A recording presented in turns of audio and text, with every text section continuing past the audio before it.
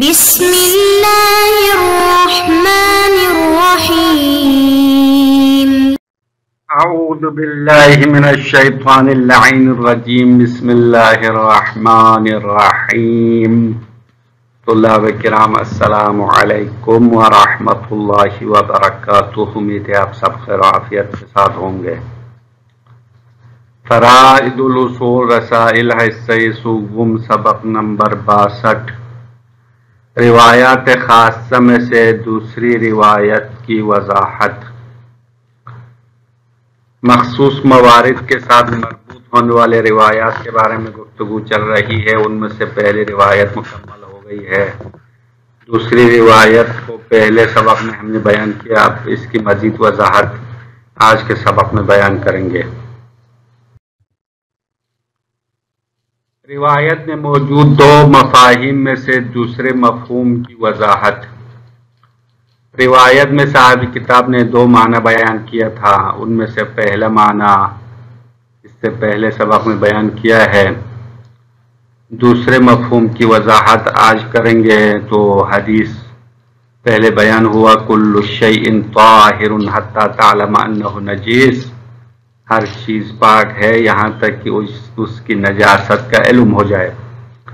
تو یہاں حتی تعلم انہ نجیس میں جو حتی غایت استعمال ہوا ہے وہ کس کے لیے غایت ہے؟ اس میں دو احتمال ہے، ایک تو حکم کے استمرار کے لیے غایت ہے، اصل حکم کے لیے غایت نہیں ہے، یہ پہلا معنی ہے۔ دوسرا معنی اصل حکم کے لیے غایت ہے، یعنی ہر چیز کے لیے ظاہراً پاک ہونے کا حکم لاگو ہوتا ہے یہاں تک کہ اس کی نجاست کا علم ہو۔ جب نجاست کا علم ہو جائے تو حکم ظاہری نجاست نہیں، حکم ظاہری طہارت ختم ہو جائے گا، نجاست کا حکم لاگو ہوگا۔ ہر چیز کے اوپر ظاہراً پاک ہونے کا حکم لگایا جاتا ہے جب تک اس کی نجاست کا علم نہ ہو جائے۔ اس وقت جو غایت بیان ہوا ہے وہ حکم کے لیے غایت شمار ہوتی ہے، یعنی اصل حکم کے لیے غایت ہے۔ اگر کسی چیز کی نجاست کا علم ہو جائے تو اس پر ظاہراً لاگو ہونے والے حکم کا خاتمہ ہو جاتا ہے۔ حکم کے لیے غایت کا مطلب یہ ہے کہ جب نجاست کا علم ہو تو وہ حکم طہارت ختم ہو جائے گا۔ اس معنی کے مطابق روایت قاعدہ استصحاب پر دلالت نہیں کرتی ہے بلکہ قاعدہ طہارت پر دلالت کرتی ہے۔ قاعدہ طہارت میں سابقہ طہارت کا علم ہونا ضروری نہیں ہے بلکہ ایک چیز کا مشکوک الطہارہ ہونا اس پر طہارت کا حکم لاگو ہونے کے لیے کافی ہے۔ روایت کے بارے میں مذکورہ دو مفاہیم کا منشا کیا ہے؟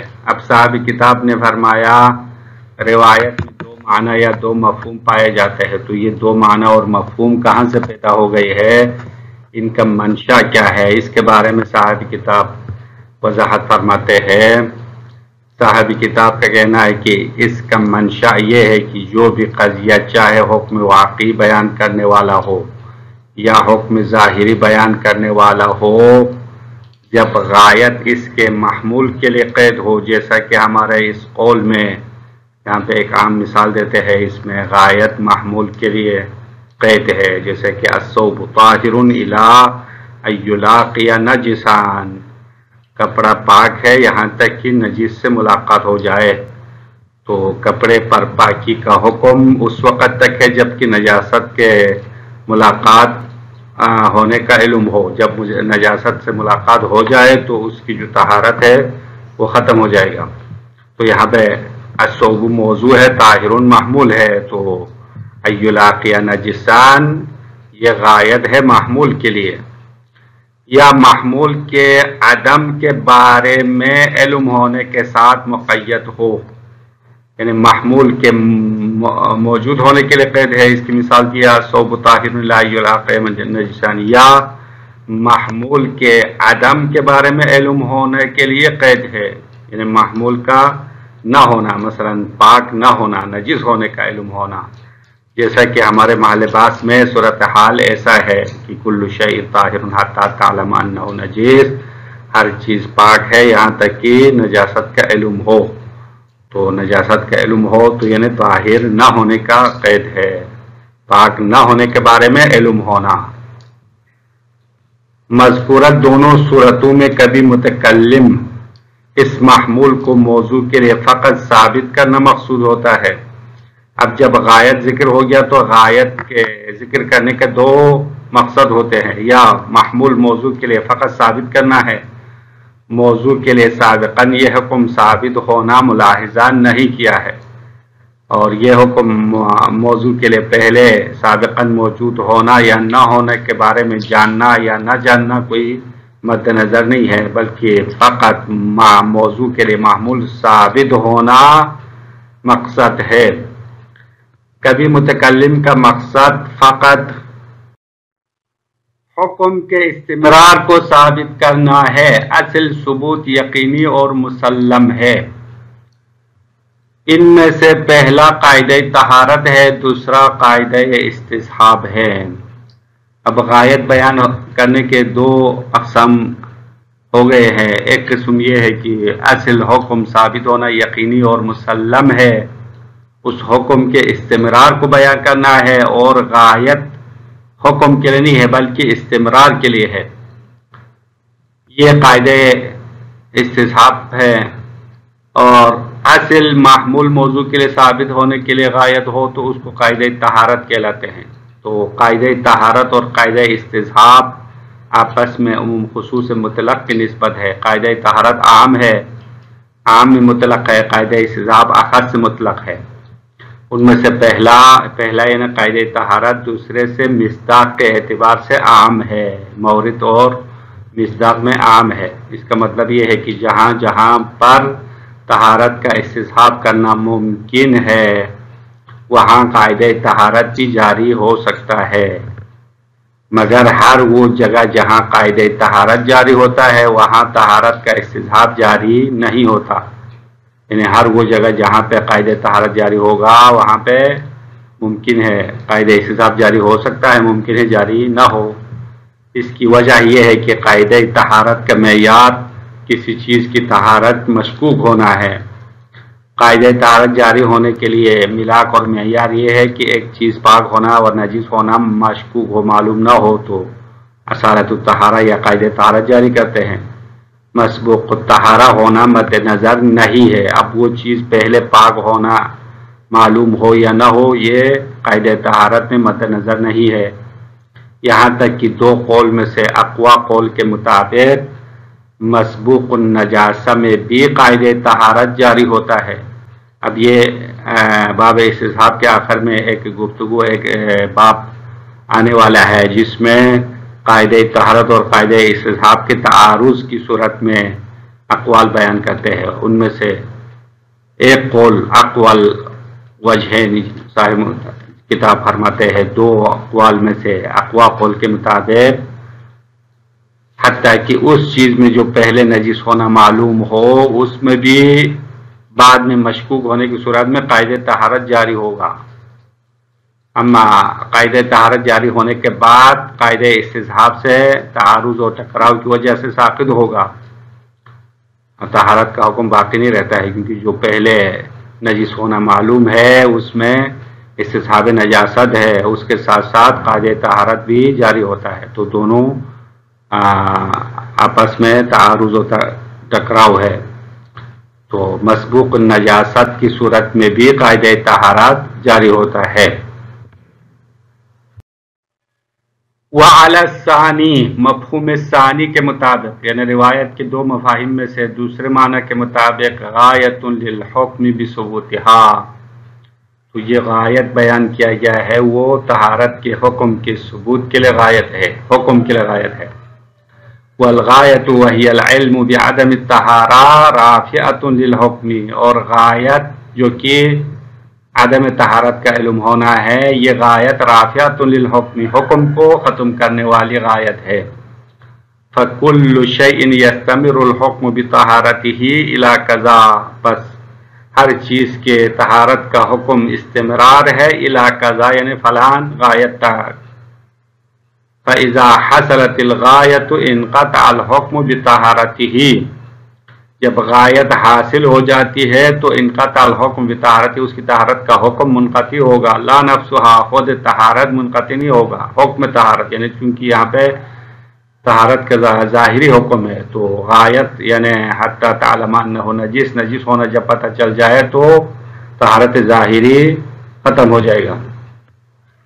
والاصل فی ذالک، اور اس میں اصل یعنی روایت کے دو مفاہیم ہونے کے اصل اور بنیاد یہ ہے کہ ان القضیۃ المغیات، بے شک وہ قضیہ جس کے لیے غایت لائی گئی ہے، قد یقصد المتکلم، یہ ان کے خبر جو ہے 2-3 لائن کے بعد قد یقصد المتکلم والی عبارت ہے، درمیان میں جملے معترضہ ہے، اس کی وضاحت ہے. ان القضیۃ المغیات، بے شک وہ قضیہ جس کے لیے غایت لائی گئی ہے، سواء کانت اخبارا عن الواقع، برابر ہے وہ قضیہ واقع سے خبر دینے کے لیے ہو، یعنی حکم واقعی بیان کرنے کے لیے ہو.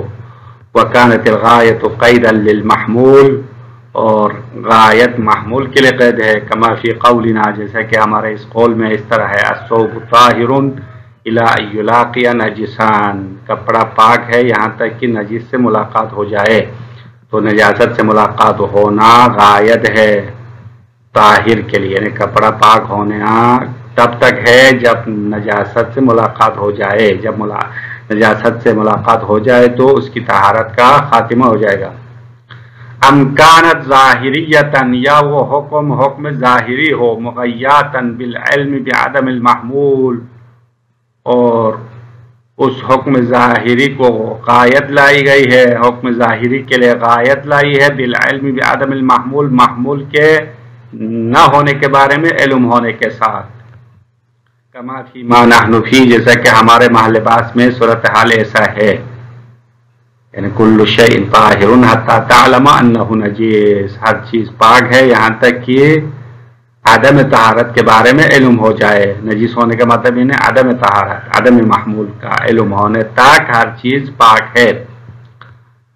تو ان القضیۃ المغیات، بے شک وہ قضیہ جس کے لیے غایت لائی گئی ہے، قد یقصد المتکلم مجرد ثبوت المحمول للموضوع ظاہرا واقعا، کبھی متکلم فقط محمول موضوع کے لیے ثابت ہونے کا قصد کرتا ہے، چاہے ظاہری طور پر ثابت ہو یا واقعی طور پر، من غیر ملاحظۃ کونہ مسبوقا بثبوتہ لہ، اور اس میں ملاحظہ نہیں کرتے ہیں کہ وہ حکم یا وہ محمول مسبوقا بثبوتہ لہ اس موضوع کے لیے سابقاً ثابت ہے یا نہیں ہے، یہ ملاحظہ نہیں کرتے ہیں. یعنی پہلے محمول موضوع کے لیے ثابت ہونا مد نظر نہیں ہے، بس صرف ابھی ثابت کرنا ہے، محمول موضوع کے لیے فی الحال ثابت کرنا ہے اور اس کے لیے غایت لانا ہے. یہ ایک صورت ہے. وقد یقصد المتکلم بہ مجرد الاستمرار، کبھی اس قید کے ذریعے سے متکلم قصد کرتا ہے فقط محمول موضوع کے لیے جاری رکھنا، مقصد یہ ہے، جاری رکھنا مقصد ہے. لا اصل ثبوت، اصل محمول موضوع کے لیے ثابت ہونا اور اس کو ثابت کرنا مقصد نہیں ہے. بحیث، اس طریقے سے یکون اصل الثبوت مفروغا عنہ، کہ محمول موضوع کے لیے اصل میں ثابت ہونا مفروغ عنہ ہے، یعنی اس کو مسلم فرض کیا ہے. محمول موضوع کے لیے ثابت ہونا یقینی ہے اور مسلم ہے. اب جو غایت بیان کیا ہے وہ استمرار کے لیے غایت ہے. والاول عام من الثانی من حیث المورد، اب ان میں سے پہلا یعنی محمول فقط موضوع کے لیے ثابت کرنا مقصد ہے اور غایت حکم کے لیے غایت ہے. یہ قاعدہ طہارت ہے اور یہ دوسرے سے یعنی قاعدہ استصحاب سے عام ہے. من حیث المورد یعنی مصداق کے لحاظ سے، مفہوم تو دونوں کا الگ ہے لیکن مصداق اور مورد کے لحاظ سے قاعدہ طہارت قاعدہ استصحاب سے عام ہے، آپس میں عموم خصوص مطلق کی نسبت ہے.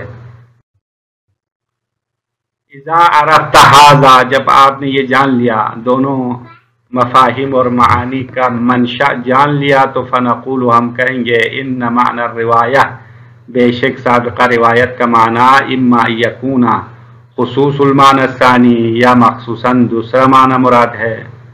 دوسرا معنی یعنی استمرار بیان کرنا مقصد ہے. وهو القصد الى بیان الاستمرار بعد الفراغ عن ثبوت اصل الطہارہ. اصل طہارت ثابت ہونے سے اصل طہارت کے ثابت ہونے سے فارغ ہونے کے بعد صرف اس طہارت یا اس حکم کے استمرار کو بیان کرنا مقصد ہے. یہ معنی ثانی ہے. فیکون دلیلا علی استصحاب الطہارہ. اگر حدیث کا معنی یہ ہو تو حدیث استصحاب طہارت کے لیے دلیل بن جائے گی، استصحاب طہارت پر دلالت کرتی ہے. لیکنہ خلاف ظاہر. لیکن صاحب کتاب کہہ رہے کہ روایت کا معنی ثانی مراد دینا ظاہر کے خلاف ہے. وَإِمَّا خُصُوصُ الْمَعْنَى الْأَوَّلِ الْعَامِ مِنْهُ. یا حدیث اور روایت سے فقط معنی اول مراد ہے، العام منہ جو معنی ثانی سے مورد کے لحاظ سے عام ہے. وحینئذ اس وقت لم یکن فیہ دلالۃ علی استصحاب الطہارہ. تو اس وقت حدیث میں یا قول امام میں استصحاب پر کوئی دلالت نہیں ہے، استصحاب طہارت پر دلالت نہیں ہے، یعنی معنی استصحاب پر دلالت نہیں کرنے والا ہے. وَإِن شَمِلَ مَوْرِدَهُ. اگرچہ قول امام مورد استصحاب کو شامل کرنے والا ہے، یعنی مصداق کے لحاظ سے ممکن ہے استصحاب طہارت بھی جاری ہو، لیکن حدیث کا جو مفہوم ہے وہ قاعدہ طہارت پر دلالت کرنے والی ہے. لأن الحکم فیما علم طہارتہ. کیونکہ اس چیز میں جس کی طہارت کا علم ہے اس کا حکم ولم یعلم طرق القذارۃ لہ. اور اس کے نجاست کا عارض ہونا معلوم نہ ہو.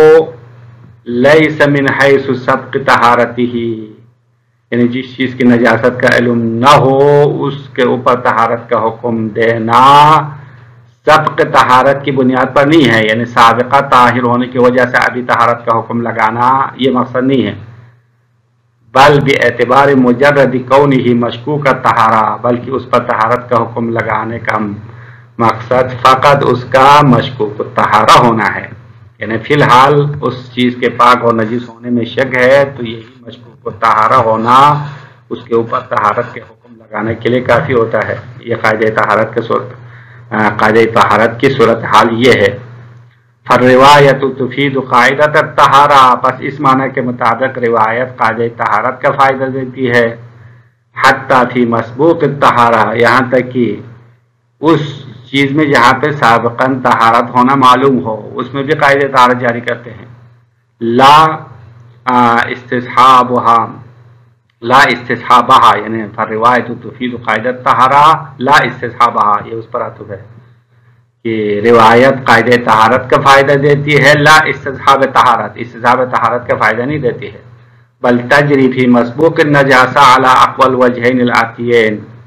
اور بلکہ قاعدہ طہارت جاری ہوتی ہے اس چیز میں جس میں مسبوق النجاسہ ہو، پہلے نجس ہونا پتہ ہو، اس میں بھی قاعدہ طہارت جاری کرتے ہیں. علی اقوى الوجہین الآتیین فی باب معارضۃ الاستصحاب للقاعدہ.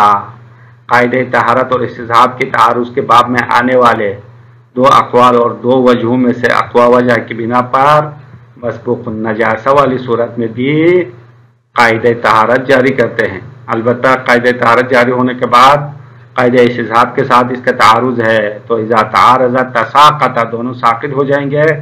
لیکن ایک قول کے مطابق مسبوق النجاسہ میں بھی قاعدہ طہارت جاری کرتے ہیں، یعنی پہلے نجس ہونا یقینی ہو، ابھی مشکوک ہے تو قاعدہ طہارت کی بنا پر پاک ہونے کا حکم لگاتے ہیں. اور اس کے ساتھ استصحاب نجاست بھی جاری ہوتا ہے کیونکہ پہلے نجس ہونا یقینی ہے تو اسی حالت سابقہ کو جاری کرتے ہیں. تو بالآخر نتیجہ اس چیز کا پاک ہونا ثابت نہیں ہوگا، لیکن فی الحال قاعدہ طہارت جاری کرتے ہیں. تو حدیث کے دو مفہوم یہاں تک مکمل ہو گئے ہیں. اس کے بعد جو ہے کچھ مطالب تکراری ہے، اس لیے ہم نے اس کو حذف کیا اور اگلے سبق میں جو ہے ہم روایت خاصہ میں سے روایت سوم اور چہرم کی گفتگو کریں گے. السلام علیکم ورحمۃ اللہ وبرکاتہ.